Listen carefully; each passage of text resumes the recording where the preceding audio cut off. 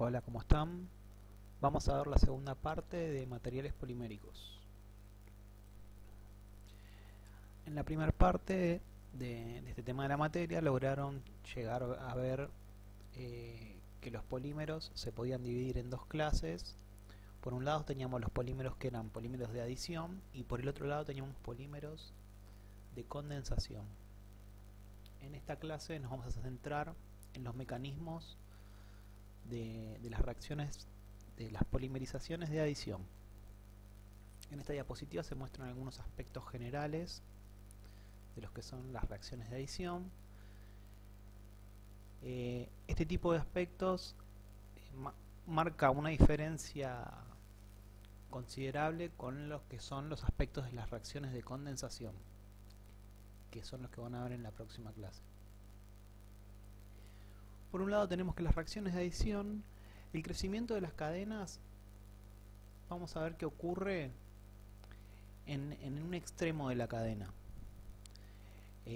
Los polímeros de condensación, en cambio, tienen un crecimiento por etapas.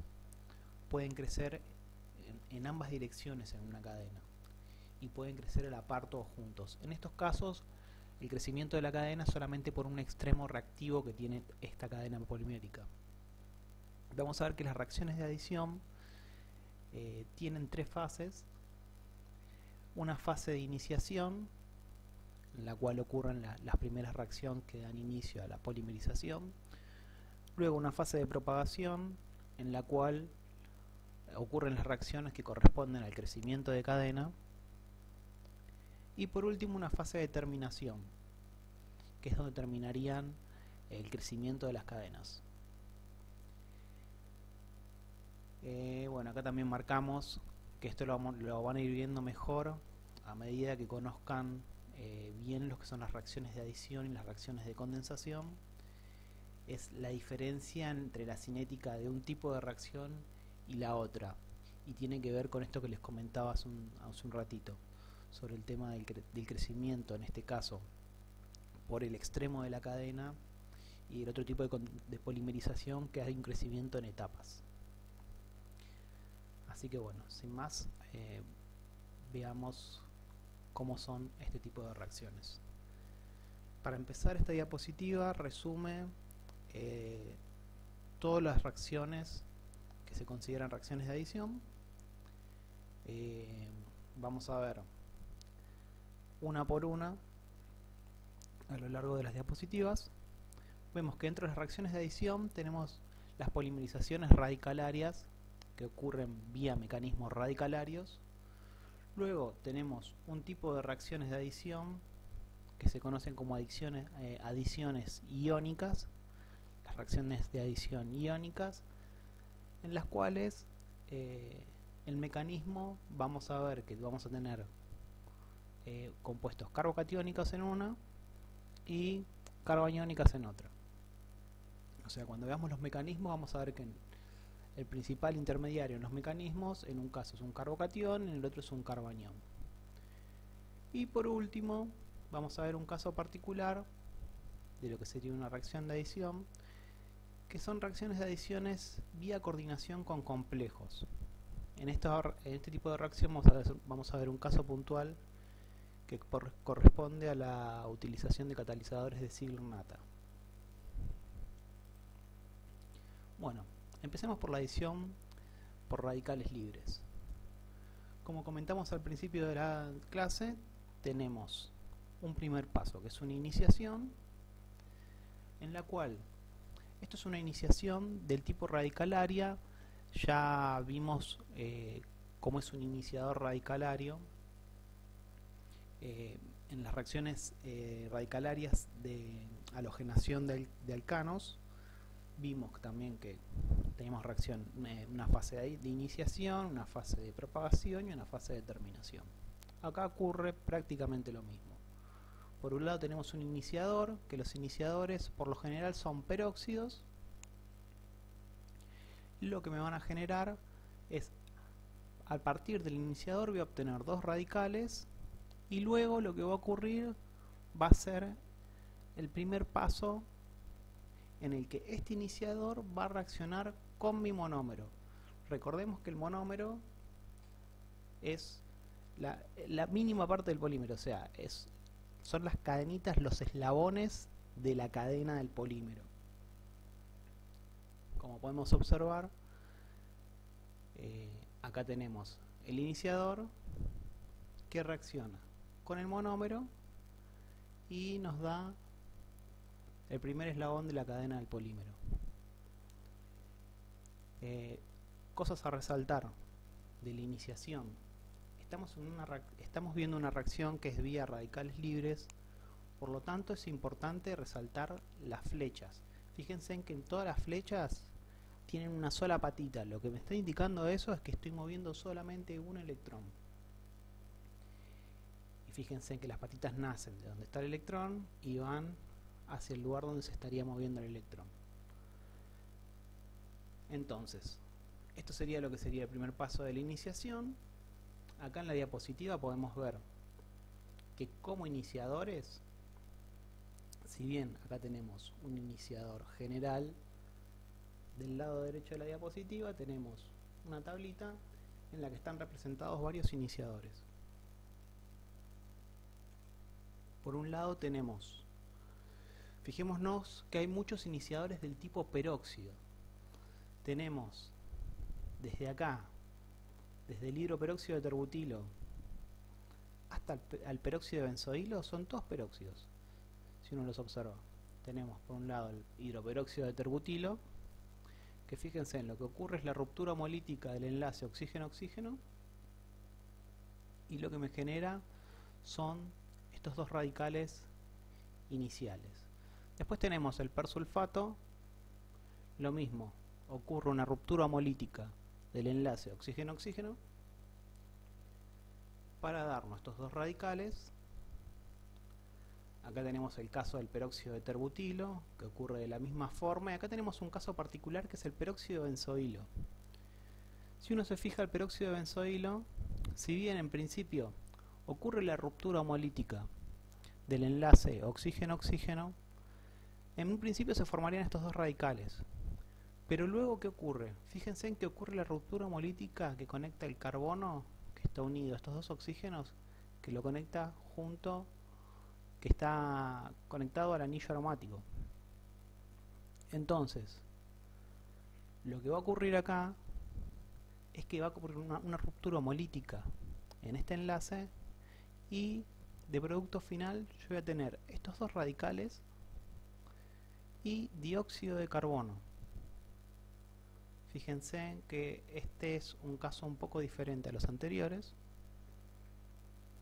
y algo parecido ocurre con el siguiente ejemplo, que es el iniciador que se conoce por las siglas principalmente, que es AIBN.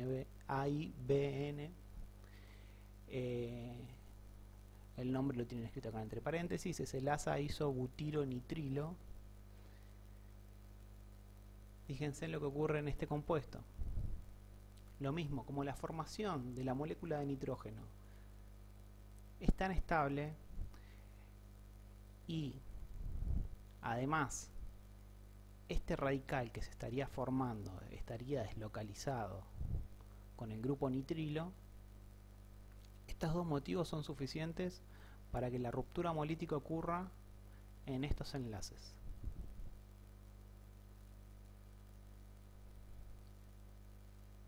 Ahora, este es un ejemplo que está en la guía de problemas, y acá abajo les escribí otro ejemplo más, que es el del peróxido de cumilo. En el peróxido de cumilo ocurre algo parecido a el AIBN, que en vez de romperse homolíticamente el enlace oxígeno-oxígeno, lo que pasa es se rompe el enlace carbono-oxígeno de forma homolítica para formar este radical.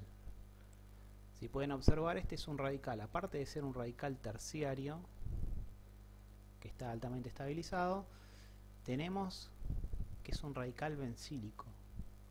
Por lo tanto, este electrón está deslocalizado en el anillo. Entonces fíjense en que en ciertos casos no se rompe el enlace entre dos átomos iguales de forma homolítica, sino que se rompen los enlaces análogos para formar productos como estos.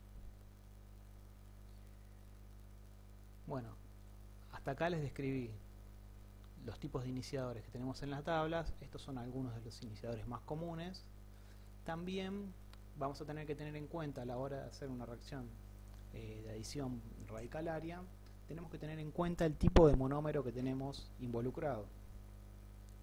Y para que un monómero funcione en una reacción radicalaria, tiene que ser un monómero que justamente estabilice el radical que se estaría formando.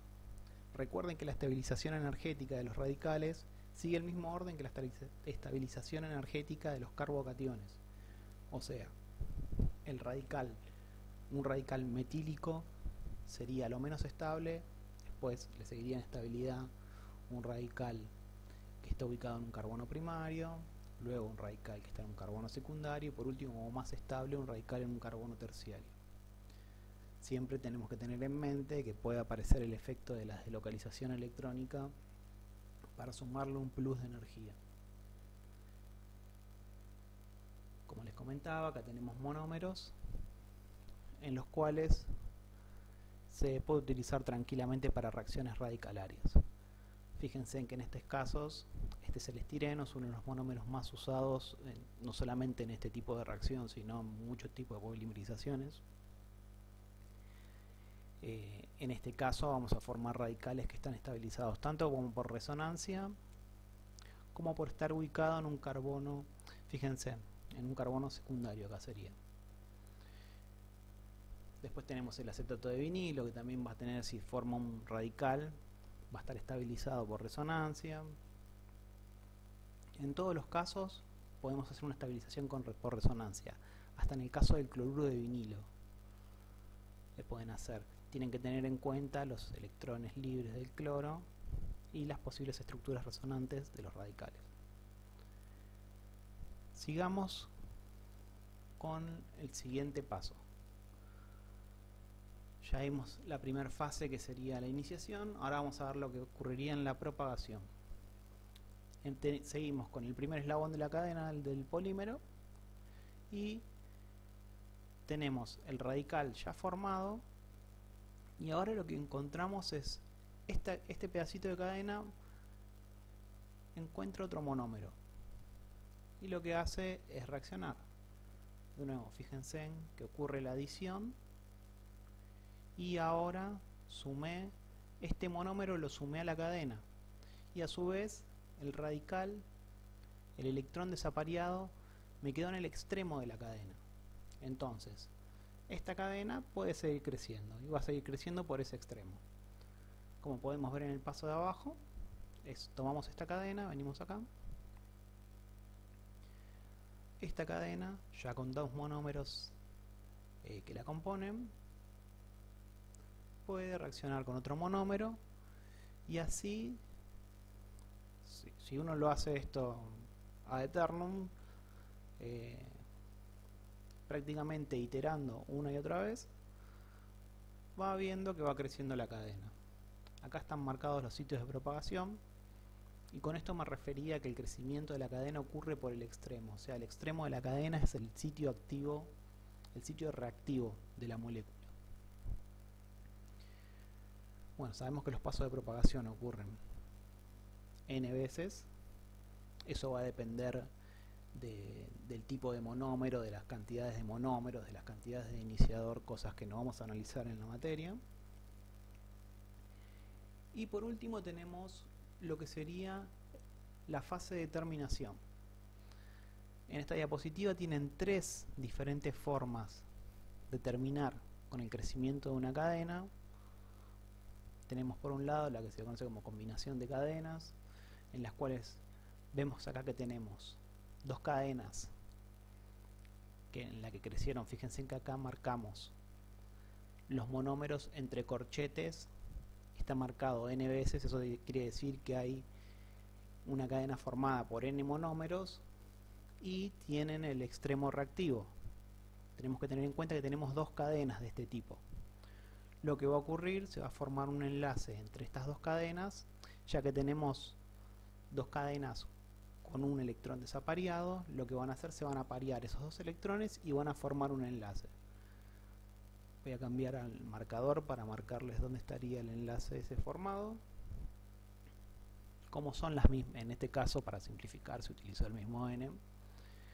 Como serían las mismas cadenas, el enlace nuevo que se formaría sería entre estos dos carbonos, o sea, estaría acá. Ahí se estaría formando un enlace sigma que viene de aparear los dos electrones desapareados de ambas cadenas.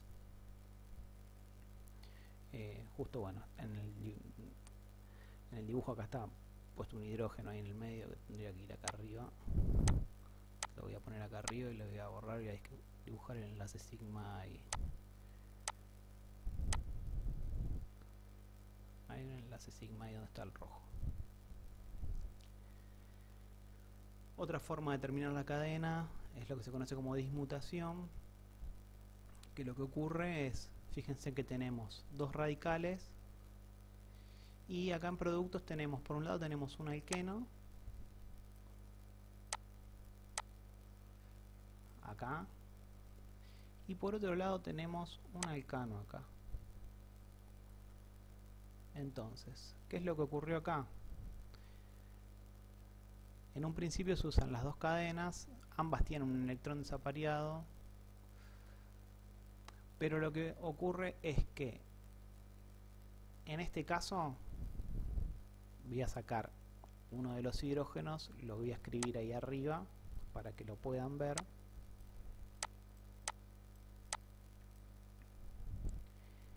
Esto sería una cadena, tengan en cuenta que son idénticas. Uno de los radicales viene y abstrae este hidrógeno, se lo lleva para formar el correspondiente alcano, acá, y cuando abstrae ese radical, este enlace se rompe de forma homolítica y forma con esto un doble enlace, que es el doble enlace que se formó acá.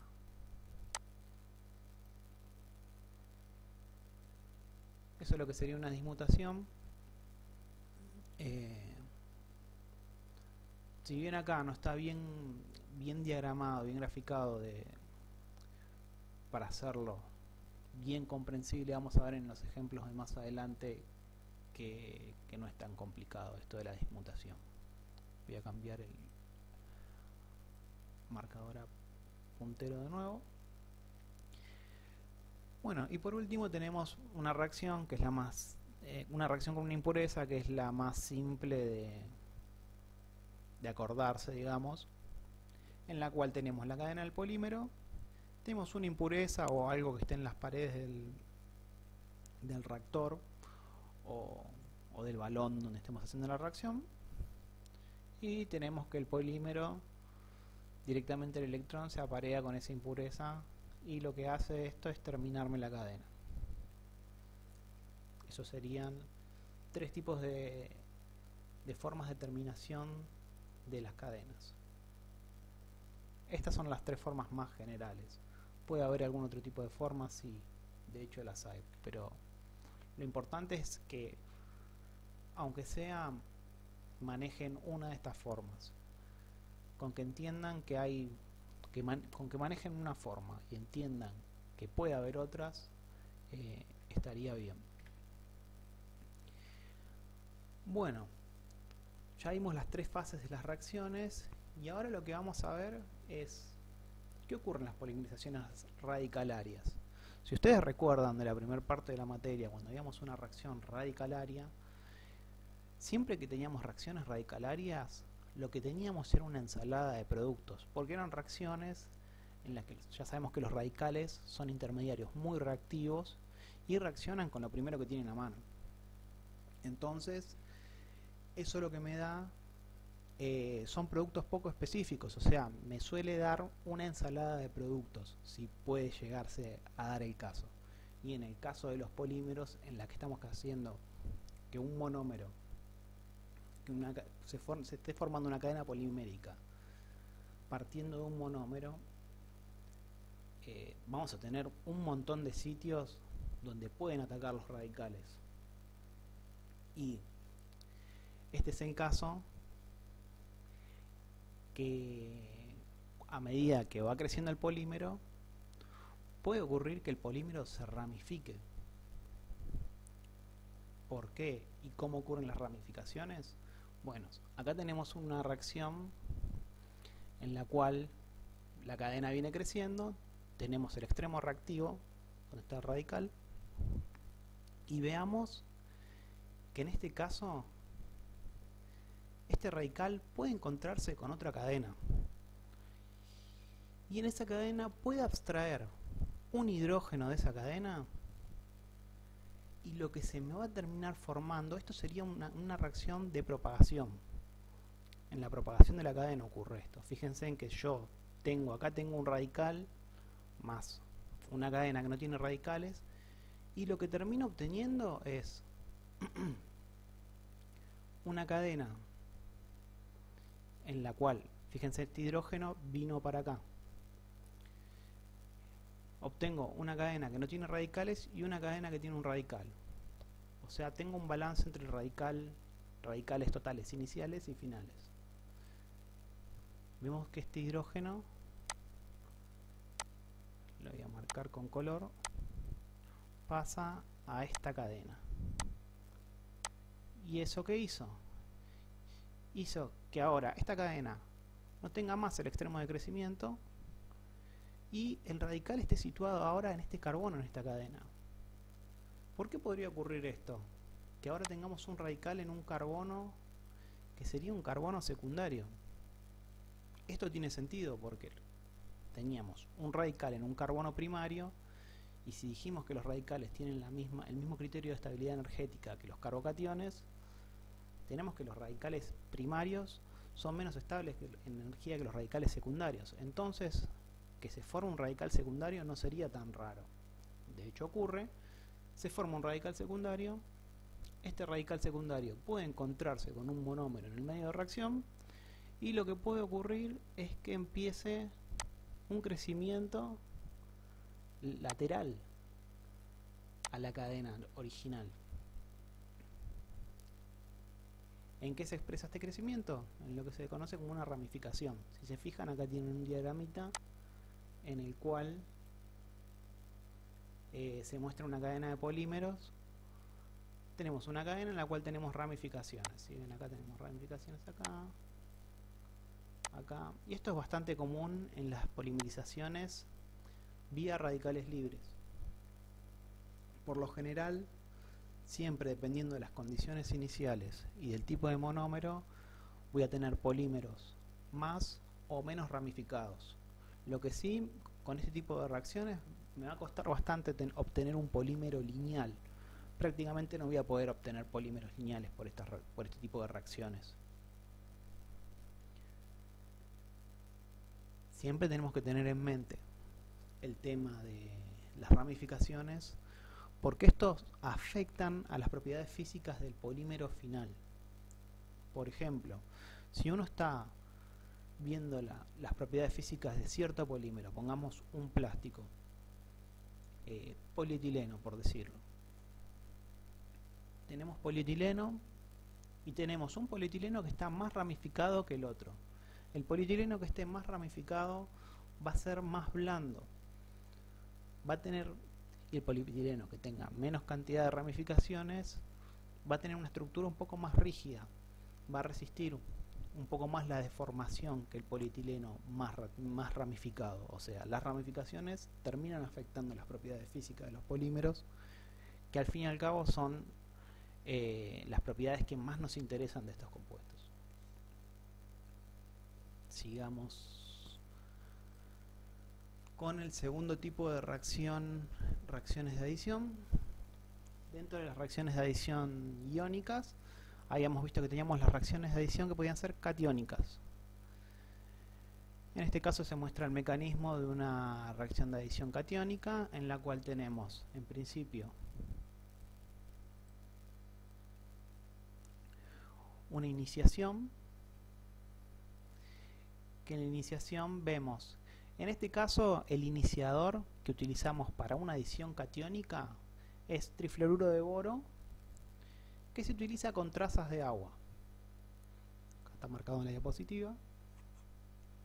Podemos observar que el trifluoruro de boro, ya sabrán que es una molécula plana, y voy a cambiar a la pluma. Sabemos que el boro, si estamos viendo el boro acá, sabemos que el boro es sp2,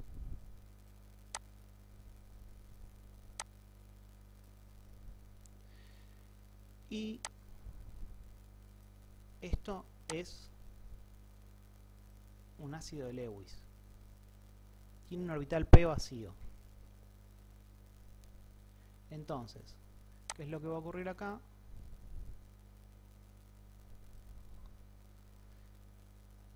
Va a ocurrir prácticamente, el boro funciona como electrófilo, el agua como nucleófilo, se va a formar esta especie, y esta especie es muy ácida. Ya sabemos de mecanismos anteriores de la materia que cuando tenemos esto lo podemos relacionar a la serie de alcoholes, y sabemos que esta especie es ácida. Entonces, lo que ocurre acá es una reacción ácido-base. Fijémonos que el boro pasó de ser sp2 a ser sp3, que cambió el entorno del boro, que acá la geometría molecular era plana trigonal, acá la geometría molecular es tetraédrica. Y les dejo una pregunta si quieren para pensarlo. La vemos ahora al final. ¿Es polar esta molécula? ¿El trifluoruro de boro? Piénsenlo. Pongan en pausa el video y piénsenlo un segundo.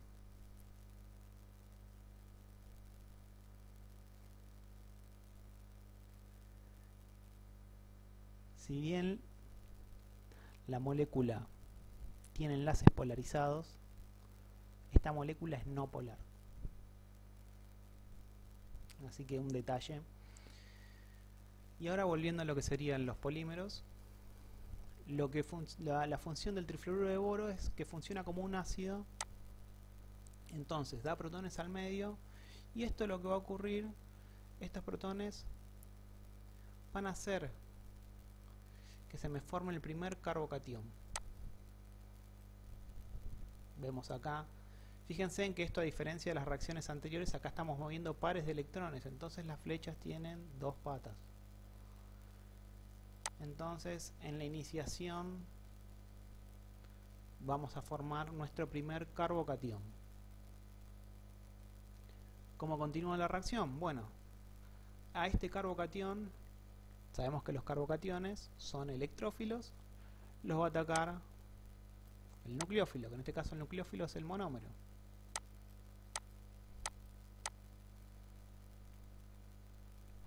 Acá podemos ver cómo ataca el nucleófilo y ocurre un paso de la propagación. Y acá estamos en la segunda etapa, que sería la propagación.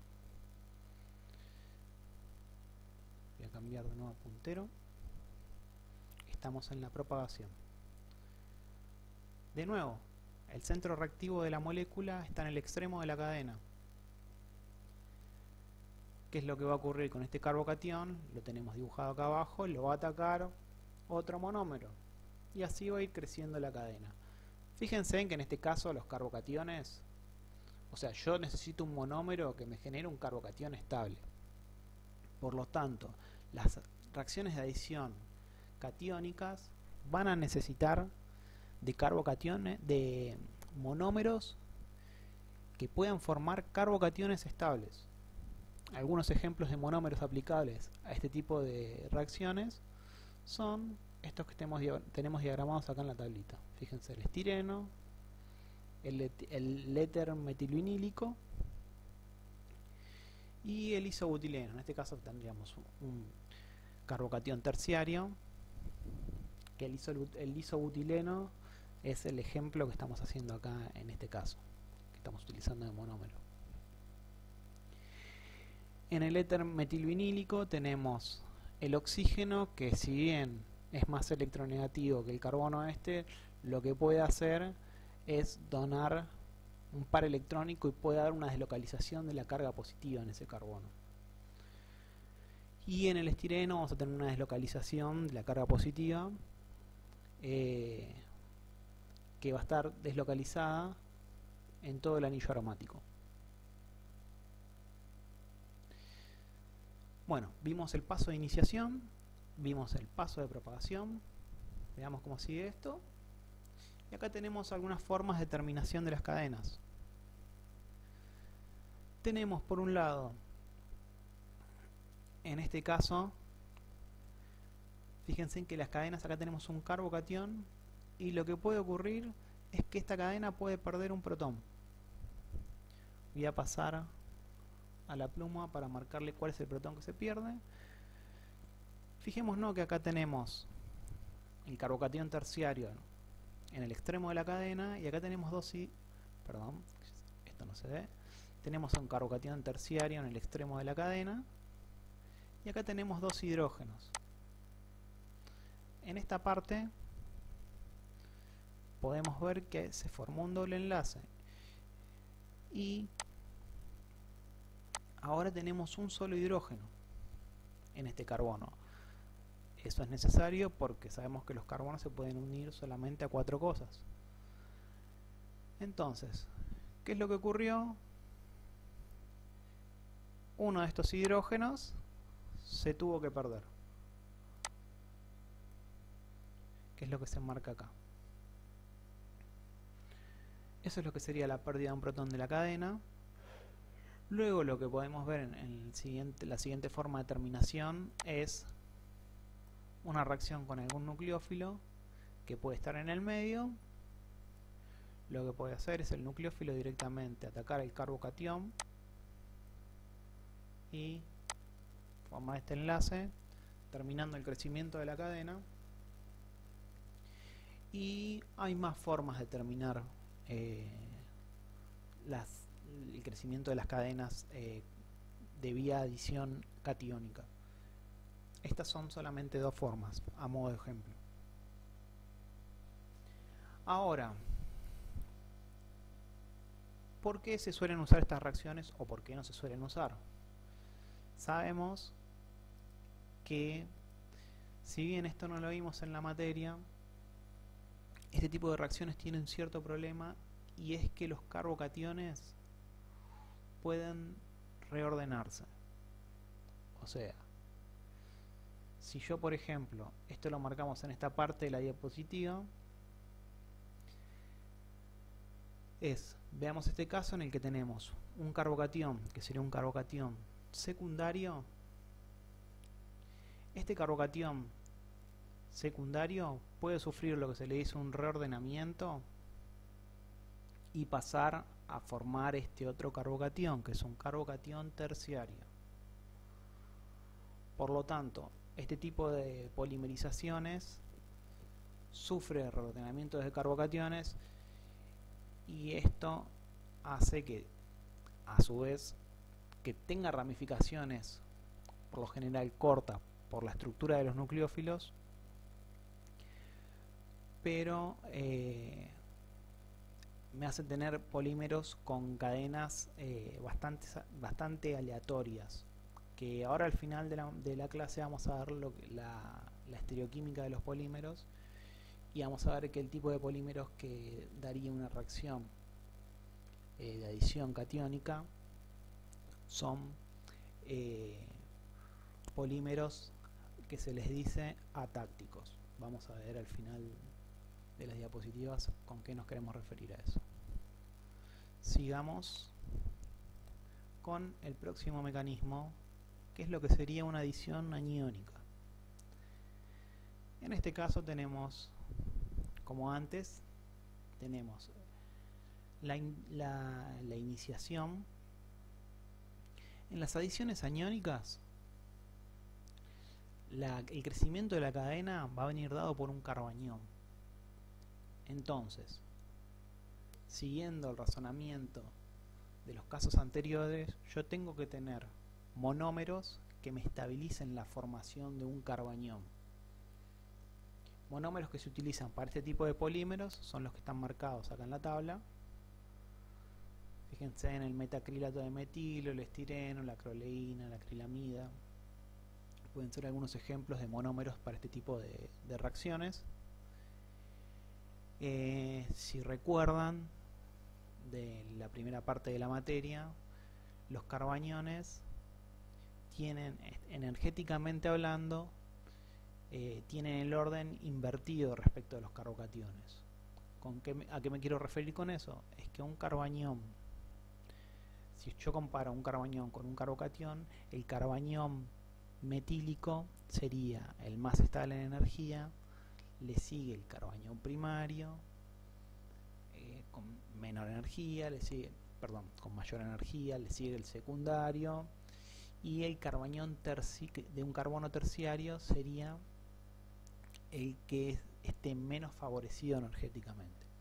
O sea, el orden es el inverso al de los carbocationes.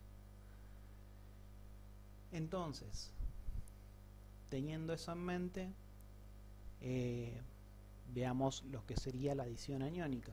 En este caso, tenemos que tener en cuenta que vamos a utilizar como morómero al estireno, y el estireno, si bien acá es un caso particular el estireno, porque tenemos el carbañón más estable sería el del carbono primario, pero en este caso, en el carbono secundario, tenemos que la carga negativa está deslocalizada en el anillo. Entonces ese efecto termina compensando a que el carbañón secundario es menos estable en energía que el primario. Bueno, como iniciador, en este caso vamos a utilizar principalmente compuestos organometálicos. Se utilizan. Por lo general se utilizan compuestos organolíticos, organomagnésicos. Más adelante en la materia vamos a ver, cuando vean compuestos organometálicos, un poco más en detalle esto. Pero el compuesto organometálico prácticamente, en este caso tenemos el butil litio, es una cadena de butano que se encuentra unida a un litio. Si bien el enlace no es iónico, pero tiene alto carácter iónico este enlace. Entonces, esa cadena alquílica va a funcionar prácticamente como si fuese un carbañón.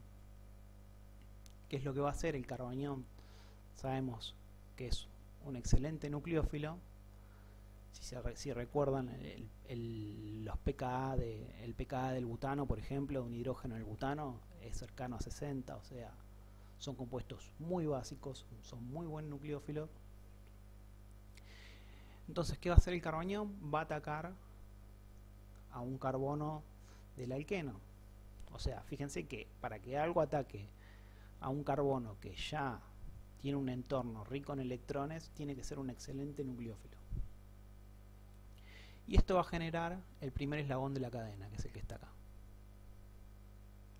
Veamos los casos de los pasos de propagación. Partimos del primer eslabón, venimos acá, y vemos que ahora el carbañón que se formó en el primer paso ataca a otro monómero para formar nuevamente un carbañón en el extremo de la cadena. Sigamos acá abajo, el carbañón que se formó ataca otro monómero, y este paso se repite ad eternum. Acá les marqué por qué la carga negativa se localiza en el carbón, en un carbono primario, y por qué la carga no se localiza en un carbono primario, o sea, por qué no crecía al revés, que es lo que charlamos al principio de la diapositiva, que acá la estabilización viene dada por la resonancia.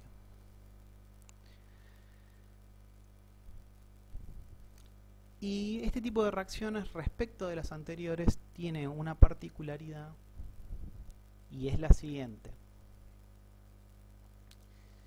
En las adiciones aniónicas, si uno, o sea, hace la reacción, empieza con la iniciación, sigue con la propagación, llega un punto que si uno no agrega un tercer compuesto extra, la reacción, si bien no continúa, tampoco se corta. O sea, lo que quedan son los carbañones en solución, quedan en la solución, y uno después, si a esa solución le tira más monómero, o sea, uno agarra la solución con los carbañones formados luego de la propagación, puede agregarle cualquier otro monómero y esto puede seguir reaccionando. O sea, el polímero tiene capacidad de seguir reaccionando.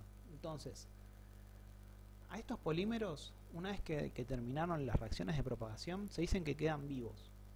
O sea, se le dice polímero vivo porque si yo agarro a ese sistema y le agrego más monómero, puede seguir reaccionando. Entonces, para hacer una terminación, yo sí o sí tengo que agregar un tercer compuesto que me termine y que entre comillas, me mate al polímero.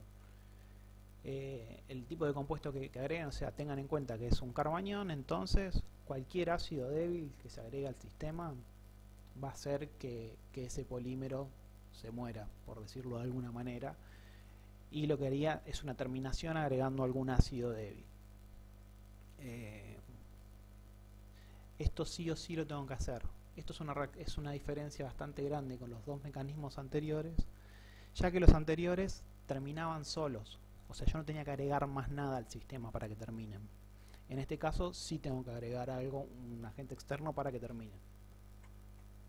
A diferencia de los casos anteriores, también este tipo de reacciones suelen ser altamente estereoespecíficas respecto de las anteriores.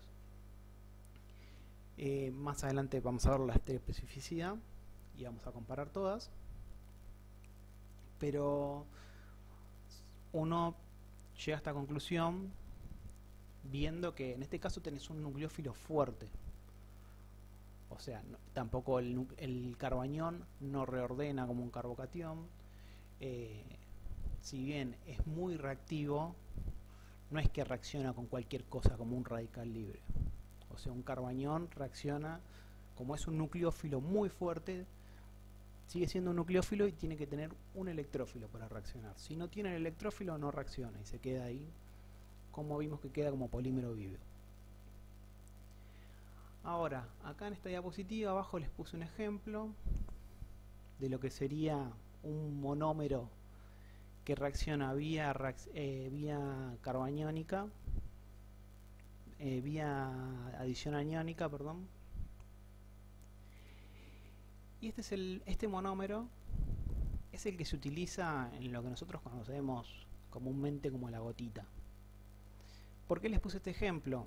Porque si bien generalmente para hacer una polimerización aniónica uno usa un nucleófilo fuerte como un organometálico, en este caso la gotita, fíjense que reacciona, el nucleófilo de la gotita es el agua que está en la humedad ambiente.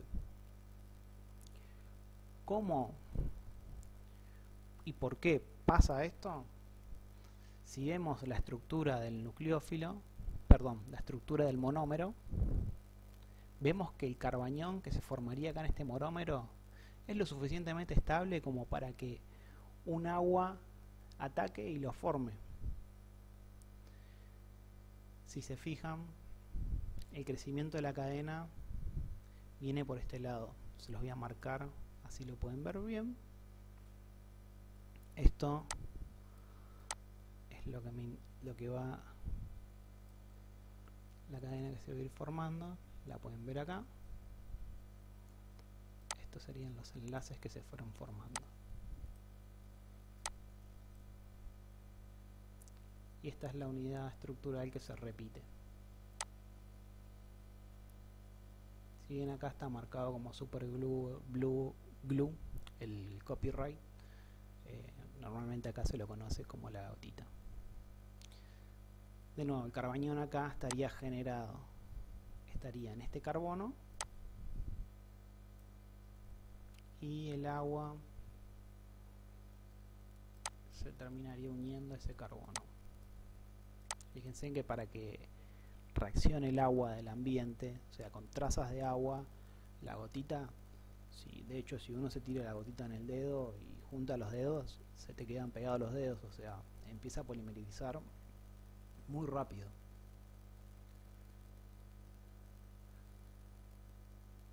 Sigamos.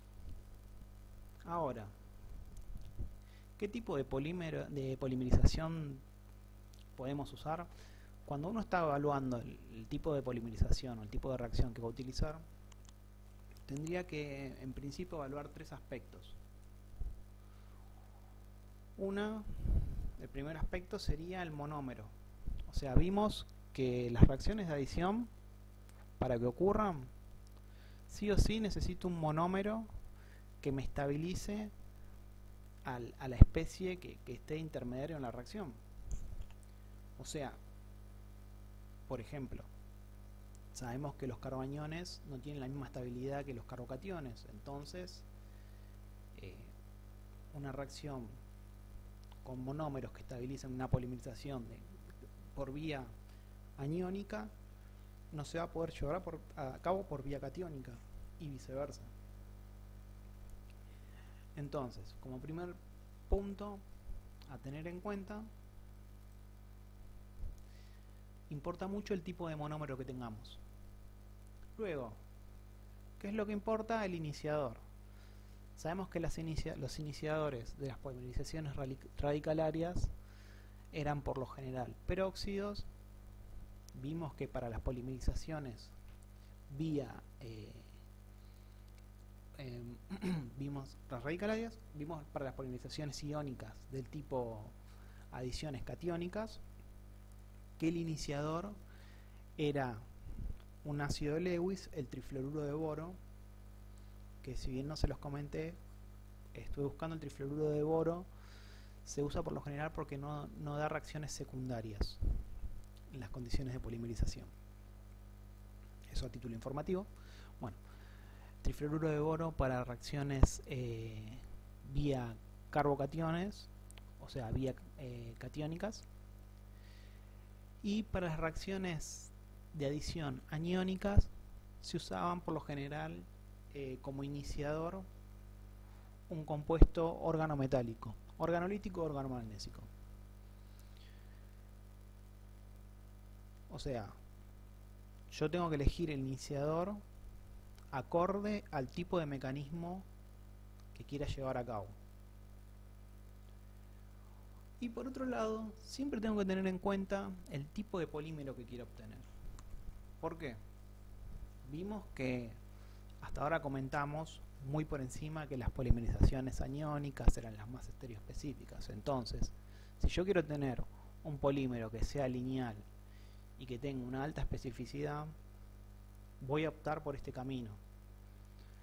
Ahora, si yo quiero obtener un polímero que tenga ramificaciones largas, muchas ramificaciones, por lo general optaría por una reacción radicalaria. Y si quiero un polímero que tenga ramificaciones cortas, optaría por una polimerización catiónica. O sea, estas son aproximaciones muy llevadas a la ligera, no es que es algo súper estricto. Para saber qué tipo de mecanismo o qué tipo de polimerización tengo que hacer, tengo que analizar en sí el caso puntual y evaluar respecto de los otros casos. Estos son como términos generales que uno tendría que tener en cuenta. Y acá en la diapositiva les quise poner un ejemplo de un monómero que puede utilizarse con los tres tipos de polimerizaciones. Es el caso del estireno. Fíjense, el estireno tiene la capacidad de ir tanto, puede utilizarse como monómero para una polimerización vía radicalaria, una polimerización catiónica o una polimerización aniónica. Se puede utilizar para los tres casos, porque los tres casos puede ser la resonancia del anillo puede estabilizar los intermediarios. En este caso les escribí el caso particular de cómo serían las estructuras resonantes para el caso de una polimerización radicalaria. Fíjense que en este caso lo que estoy haciendo es escribiendo cómo está deslocalizado el electrón desapareado en el anillo. Por lo tanto, esta estructura resonante no tiene nada diferente con las estructuras resonantes que veníamos viendo hasta el momento. Lo que sí, acá tengo que estar moviendo de a un electrón, por lo tanto tengo muchas más flechas que en los casos anteriores que estamos acostumbrados a dibujar. pero como podemos ver, el electrón de acá a esta estructura pasaría a estar acá, luego se mueve, siempre recordando que es un electrón, una flecha con una patita, a esta posición. Este enlace pi se rompe hemolíticamente, un electrón viene acá para formar el doble enlace y el otro viene acá para quedar desapareado, y así sucesivamente hasta la inicial. Acá esta última estructura se las tacho porque estaría de más. ¿Por qué estaría de más? Si observamos, es la misma que la primera. Entonces, esa estructura está de más en el diagrama.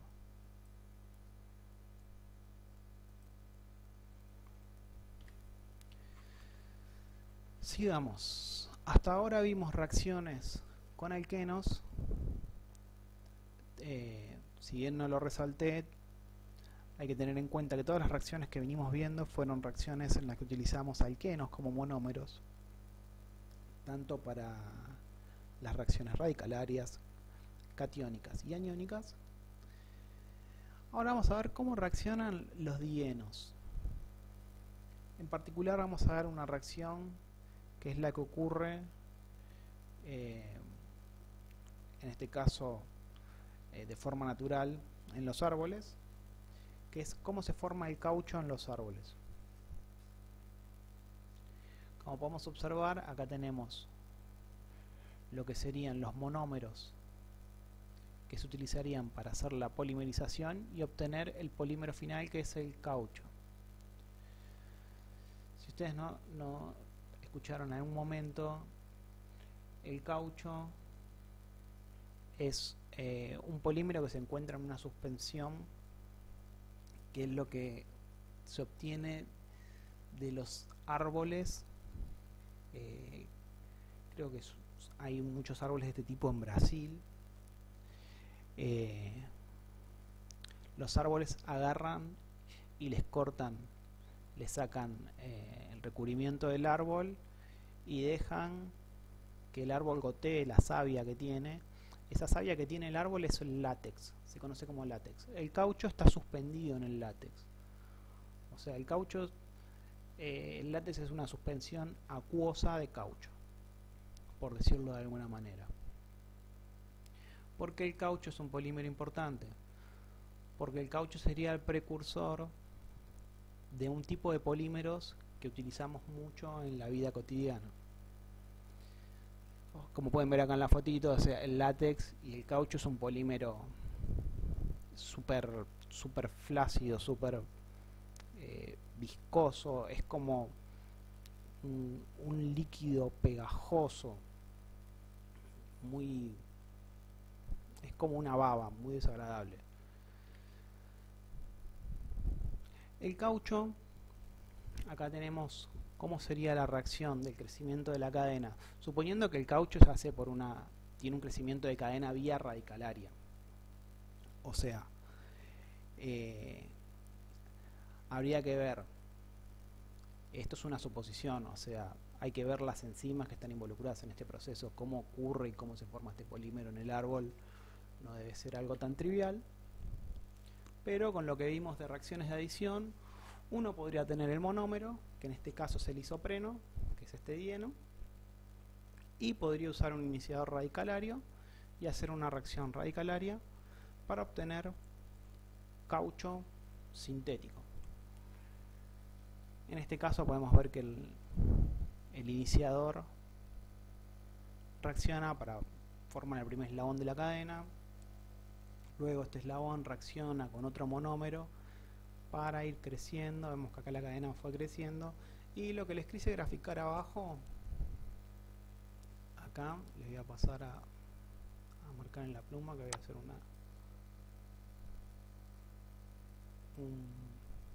a dividir la diapositiva. Lo que quise marcar abajo es que no importa de qué lado reaccione de la molécula el iniciador, el crecimiento y el producto va a ser el mismo. Vemos acá que obtuve esto, se formó este enlace.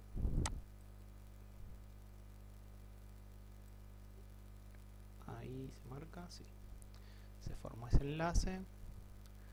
Arriba, luego acá. Fíjense en cómo marco el movimiento de electrones, siempre con flechas de una patita. Se forma este enlace. Y abajo planteé el ataque al revés. Acá.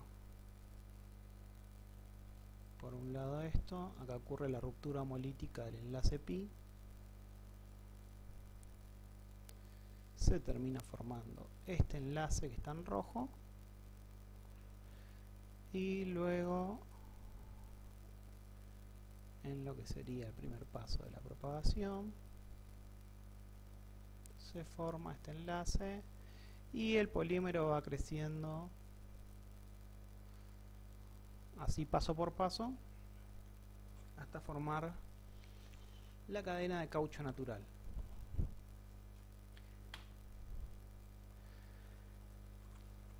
Les había comentado que el caucho natural es un precursor de un tipo de compuestos que utilizamos mucho a diario y que estos compuestos son las gomas, conocidas así vulgarmente, o sea, las gomas, por ejemplo, polímeros tipo goma, como las gomas de las suelas de la zapatilla, las gomas de los neumáticos, las botas de goma, guantes de goma. ¿Qué es la goma? Para empezar, hasta acá les presenté que era el caucho. Acá podemos ver las cadenas de caucho dibujadas así en forma vertical. Vemos que tenemos las cadenas de caucho de esta manera. Y si al caucho yo le pongo azufre y lo caliento, lo que va a ocurrir va a ser una reacción de entrecruzamiento. Esta reacción se conoce como vulcanización del caucho. Esta es una reacción, la vulcanización del caucho es la reacción que descubrió Goodyear de casualidad.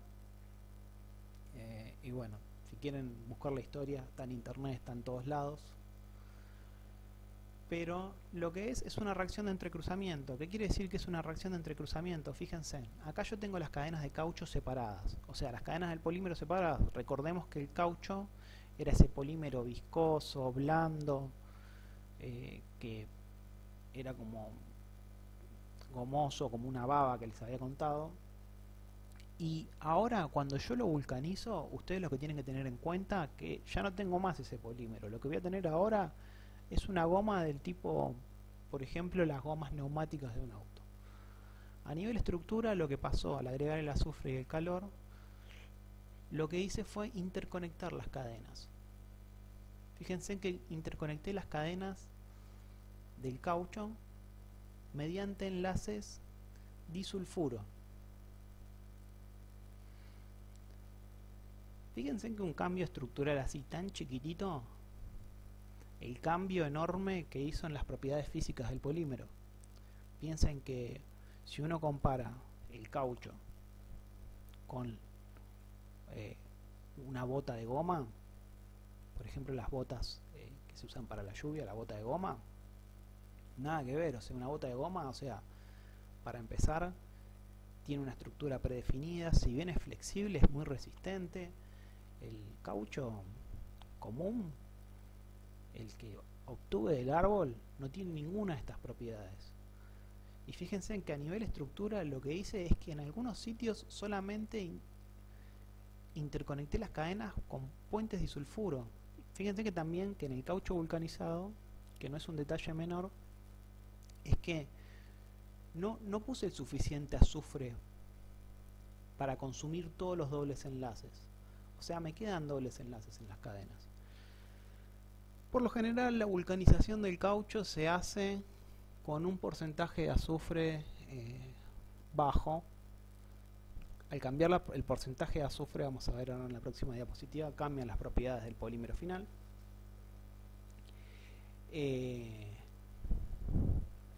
Podemos observar acá Las características principales que ya se las nombré es que este es un tipo de reacción de entrecruzamiento. Hay otras reacciones de entrecruzamiento, pero esta es una muy particular. Y que lo que interconecta las cadenas son los puentes disulfuros. Ahora, si bien estamos hablando ya desde antes de las diferencias entre el caucho y el caucho vulcanizado, acá tienen una diapositiva con un dibujito un poco más ilustrativo, en la cual tenemos distintos polímeros que están hechos en base a gomas. O sea, si bien en todas no se usa isopreno como monómero, como por ejemplo acá tenemos los trajes de buzos que se hacen con neopren. Los trajes de buzo se hacen con el cloroisopreno como monómero, que es un ítem aparte, pero si comparamos estas cosas, entran todos en las categorías de gomas o de productos de cauchos provenientes de caucho vulcanizado, o como dice acá, derivados de caucho. Lo que les comentaba hace un ratito es que dependiendo de la cantidad de azufre que utilicemos en la vulcanización, yo puedo hacer que cambien las propiedades físicas del polímero final. Hagamos un contraste acá, por ejemplo, entre los guantes de goma, que estos son los guantes de goma que se pueden usar en la cocina, que uno usa en la cocina o para limpiar el baño.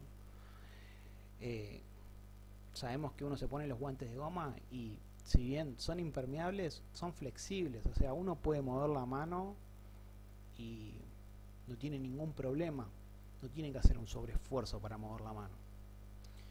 Estas características son muy distintas a, por ejemplo, la goma que se utiliza para hacer un neumático. O sea, un neumático tenemos que tener en cuenta que es un polímero que, aparte de mantener la forma, tiene que resistir altas temperaturas y aparte tiene que resistir la fricción. O sea, es un polímero que uno tiene que pensar que en el auto uno va en la ruta y frena, arranca y frena, y el polímero, si uno no tuviese un polímero resistente a este tipo de fricciones, el polímero se desgastaría. O sea, lo que haría es que salgo con el auto y freno 2 o 3 veces y me quedo sin ruedas. Entonces, uno en estos casos tiene que tener un caucho vulcanizado con mayor porcentaje de azufre. De nuevo, esto en términos generales, porque al tener mayor porcentaje de azufre, lo que voy a obtener yo va a ser mayor cantidad de puentes disulfuro. Entonces, eso lo que va a hacer los puentes disulfuro es que el polímero sea más rígido. Y eso lo podemos ver acá en el gráfico que está en la diapositiva. Vemos que cuando tenemos una goma, como puede ser un guante de goma de estos que están acá en la fotito, y yo lo puedo estirar al guante de goma, y cuando lo estiro las cadenas se estiran, pero una vez que yo dejo de aplicarle esa tracción, esa fuerza, el polímero después vuelve al estado original, siempre de que no me pase de fuerza y lo termine rompiendo. Que esas son medidas que se les toma a los polímeros. O sea, uno le hace la resistencia a la tracción y se fija la fuerza máxima que aguanta el polímero o una tira de ese polímero sin que se rompa. Eso es uno de los tantos ensayos que se le podría hacer a estos tipos de compuestos. Pero lo que quería recalcar en estas diapositivas es que estas propiedades físicas y estas cosas que uno ve de manera cotidiana, uno las puede justificar mediante la estructura química de los compuestos.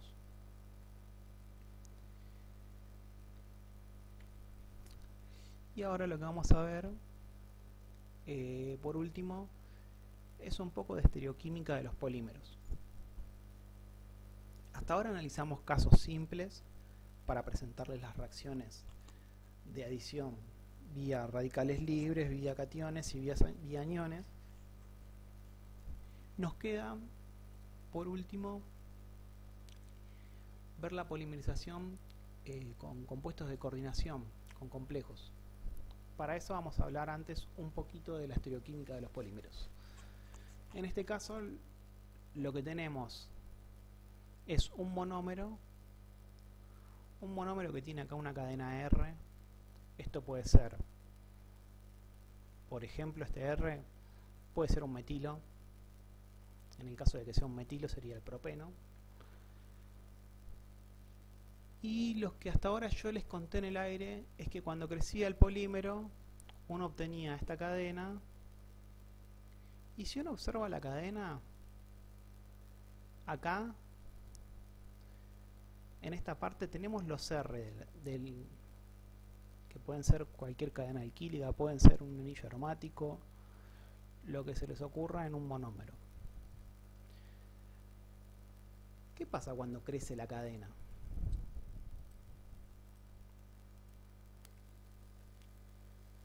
Yo tengo acá la cadena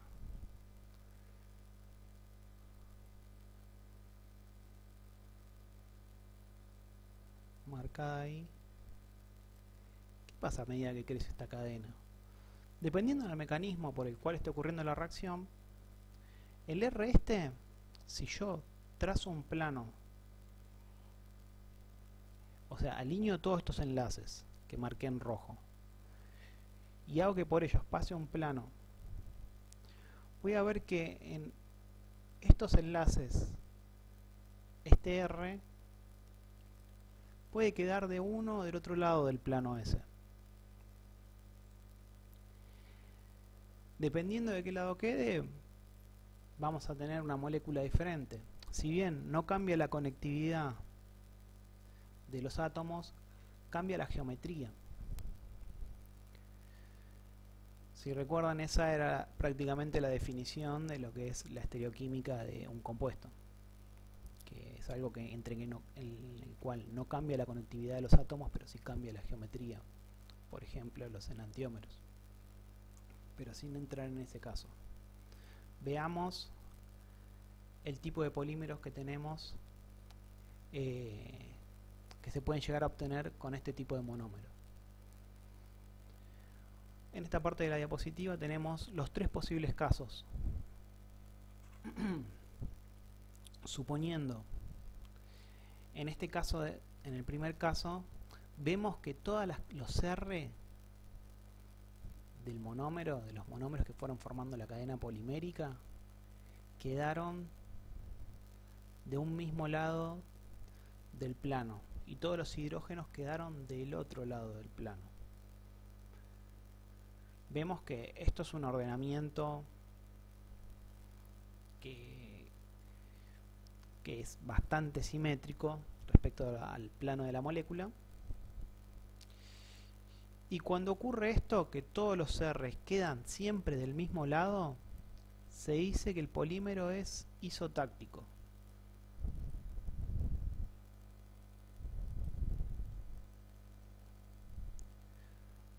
Ahora, puede pasar, después vemos en qué mecanismos puede llegar a pasar, que el R quede de un lado, en un monómero quedó de un lado del plano, este quedó entrando a la pantalla, este quedó saliendo de la pantalla, entrando a la pantalla, saliendo de la pantalla, entrando, saliendo. Entonces el polímero acá, la posición del R quedó alternada respecto de ese plano que les comentaba. Cuando el grupo R queda de esta forma, queda alternado, se dice que el polímero es sindiotáctico, como está marcado acá. Y por último, se puede dar el caso de que sea totalmente aleatoria la cosa. O sea, fíjense, acá el R, el primer monómero que formaba la cadena está entrando, en el segundo entró, en el tercero está saliendo de la pantalla, entrando en la pantalla, después saliendo de la pantalla, saliendo de la pantalla, entrando a la pantalla. O sea, acá hay un ordenamiento aleatorio. Y este es un tipo de polímero atáctico. No sé si recuerdan cuando estábamos hablando de las reacciones de adición vía vía cationes, las adiciones catiónicas. Yo les comenté que por lo general se tenía un polímero atáctico, y eso tiene que ver si uno, esto es hilar un poco más fino, pero si uno tiene en cuenta cómo reaccionan los carbocationes. Recuerden que los carbocationes son sp2, por lo tanto son planos, y un nucleófilo los puede atacar por la cara superior o por la cara inferior del carbocatión. Y si no hay grupos voluminosos alrededor que impidan el acercamiento del nucleófilo por una de las dos caras, o sea, uno obtiene una distribución aleatoria. En este caso, los polímeros catiónicos serían los principales candidatos a polímeros atácticos. Los radicalarios también formarían polímeros del tipo atácticos. Y tenemos el caso de los carbañones, que por lo general formarían polímeros isotácticos, pero puede darse casos de que tengamos polimerizaciones por adición que nos den polímeros sindiotácticos. O sea, eso es dependiendo muy puntual de cada caso, pero sabemos que vía aniónica, polimerización aniónica, o tendremos el caso isotáctico más común o sindiotáctico, no el atáctico. Entonces, ¿qué es lo que pasa? Yo puedo llegar a querer tener un polímero isotáctico o sindiotáctico, pero con los mecanismos de polimerización catiónicos y radicalarios se me complicaría. Y yo tengo casos de que no puedo hacer una polimerización aniónica. Entonces, ¿cómo podría llegar a solucionar esto? Utilizando unos compuestos que se conocen como catalizadores de Ziegler-Natta. Estos compuestos hacen alusión a las reacciones de polimerización por coordinación y formación de complejos. Y lo que hacen estos catalizadores me sirven para controlar la estereoquímica del polímero. O sea, si yo quiero obtener un polímero que no esté muy ramificado, como en el caso de si yo quisiera, por ejemplo, hacer polietileno y lo hago por la vía radicalaria, ya comentamos que íbamos a tener un polímero totalmente ramificado. Pero si yo quiero obtener un polímero lineal, por ejemplo, voy a necesitar sí o sí de la ayuda de un catalizador de este tipo. Veamos qué son estos catalizadores. Por lo general, estos catalizadores, los ejemplos más comunes, constan de tetracloruro de titanio más un compuesto organometálico, que por lo general el compuesto organometálico es un compuesto que tiene el aluminio. Acá les puse el ejemplo más común, que es el trietilaluminio. Este es el compuesto organometálico más común que se utiliza con este tipo de catalizadores. ¿Y en qué consta este tipo de polimerización de adición? Como podemos observar, acá tenemos el mecanismo, y en un primer paso tendríamos la formación. Vemos que acá tenemos el tetracloruro de titanio que se coordina con el compuesto organometálico para formar este compuesto que es el complejo activado. Se los voy a marcar.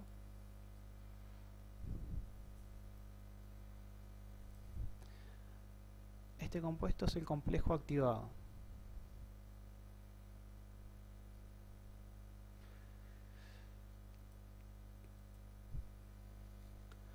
Ahora, fíjense en que una vez que se forma este complejo, el titanio solamente cuenta con un lugar vacante para realizar una reacción de coordinación. Entonces, ahora, si yo tengo un monómero, como por ejemplo el propeno, para que ocurra la polimerización, el propeno se tiene que acercar a este complejo. y no se puede acercar en cualquier forma o de cualquier forma. Sí o sí se va a tener que acercar siempre por esa cara a ese sitio vacante. ¿Por qué? Tenemos que tener en cuenta que el titanio acá está coordinando con 1, 2, 3, 4, 5 cosas. O sea, mucho espacio para que se acerque este monómero. Acá no hay. Esto hace que las reacciones de este tipo tengan una alta especificidad. ¿Por qué? Porque no es como una reacción radicalaria en que el monómero, que el radical reaccionaba con lo que primero que tenía y se formaba. Ya sabemos que los radicales son sp2, entonces la estereoquímica era un desastre ahí. En cambio acá, como el acercamiento del monómero siempre por la misma cara y de la misma manera, la especificidad es máxima. Fíjense en que acá les marco cómo se acerca el alqueno al complejo de titanio. Se forma este complejo de coordinación y luego se adhiere el monómero al grupo alquilo acá para hacer el primer paso de crecimiento de la cadena y liberando el sitio vacante del titanio. Les voy a marcar acá, vemos la cadena con el monómero, perdón, esto no lo marca, ahí.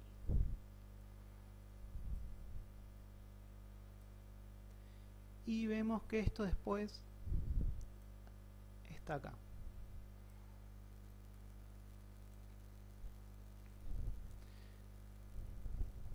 Vemos que este es el carbono que está unido al R ahora, y que el sitio vacante del titanio va a hacer que se acerque, va a permitir que se acerque otro monómero solamente de la misma cara. Fíjense. Pero bueno, lo importante que recuerden de este mecanismo es, de nuevo, que el complejo de titanio tiene que activarse y que luego el alqueno, para hacer el crecimiento de cadena, se acerca siempre por la misma cara al sitio vacante de titanio, forma un complejo, ocurre el crecimiento de la cadena y queda vacante el sitio de titanio para que se acerque otro monómero. Bueno, veamos algunas aplicaciones de los catalizadores de Ziegler-Natta. Hay un caso muy particular, que es en el caso en el que se compara el polietileno de alta densidad con el polietileno de baja densidad. Como podemos observar en esta diapositiva, tenemos, por un lado, ahora vamos a ver qué es lo que significa cada uno de estos números y a qué corresponde, pero me interesa que nos focalicemos en el caso de la comparación del polietileno de alta densidad, en este caso el PED, por sus siglas en castellano, versus el polietileno de baja densidad, el PBD. ¿Cuál es la diferencia? A nivel estructura, el polietileno de baja densidad es un polietileno que se podría obtener por una reacción radicalaria. Lo que tendría en la estructura es una estructura del polímero muy ramificada, prácticamente una estructura atáctica, y si yo utilizo el mismo monómero, o sea, el etileno, y lo hago reaccionar utilizando un catalizador de Ziegler-Natta, puedo obtener lo que se conoce como polietileno de alta densidad, que es un polietileno que prácticamente no tiene ramificaciones, o tiene muy baja proporción de ramificaciones, porque que tenga nulas ramificaciones es algo un poco imposible por la cantidad de monómeros que tiene una cadena de polímero, pero puedo obtener por esta manera polímeros altamente lineales, y por lo tanto esto lo voy a ver reflejado en las propiedades físicas de los polímeros. El polietileno de alta densidad va a ser un polímero bastante más rígido que el polietileno de baja densidad.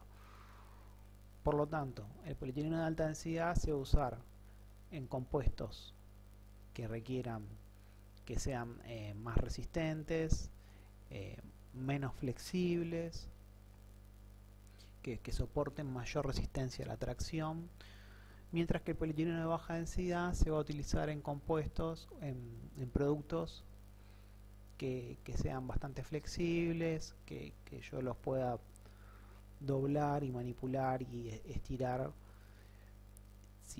sin que se rompa el film, o sea, que sean poco rígidos. Entonces la función de un polímero, vemos que a nivel químico el monómero inicial era el mismo. A nivel estructural tenemos las diferencias entre un polímero y otro, pero a nivel molécula podemos estar hablando de que ambos son cadenas hidrocarbonadas. A nivel químico, por lo menos, no habría diferencias a nivel reactividad, por ejemplo, quitando de que son alcanos, cadenas de alcanos muy largas, por lo tanto muy poco reactivos. Pero bueno, el contraste entre un compuesto y el otro. Esto es una aplicación de los catalizadores de Ziegler-Natta, o sea, dentro de un montón de aplicaciones uno puede elegir catalizadores que miden el polímero isotáctico o catalizadores que miden el polímero sindiotáctico. Eso va a depender del tipo de catalizador Ziegler-Natta que tenga que usar y de mis monómeros. Pero bueno, esto sería una aplicación de lo que serían los catalizadores de Ziegler-Natta. En este diagrama de la diapositiva lo que se muestra son estos números que hacen referencia a la facilidad con la que se pueden reciclar diferentes polímeros. En este caso, se los remarco, no todos los polímeros de esta lista son polímeros que se obtuvieron vía reacciones de adición. Por ejemplo, el primer caso, el PET, es un polímero de condensación, que es el polímero que se utiliza mucho para hacer botellas. Las botellas de agua, las botellas de gaseosa, son botellas de PET. Después tenemos el polietileno de alta densidad, que se puede usar en bolsas, en algunos recipientes para cosméticos.